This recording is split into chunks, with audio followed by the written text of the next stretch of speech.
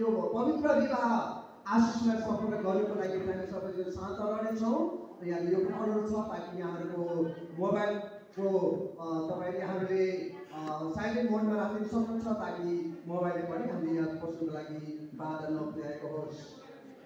यसलाई पानीले धोएर वचनद्वारा पवित्र पार्न सकुन् र उहाँले दाग वा चाउरी नभएको अथवा यस्ता कुनै कुरा नभएको तेजस्वी मण्डली आफै कहाँ प्रस्तुत गर्न सकुन् र त्यो चाहिँ पवित्र र निष्ठोर होस्।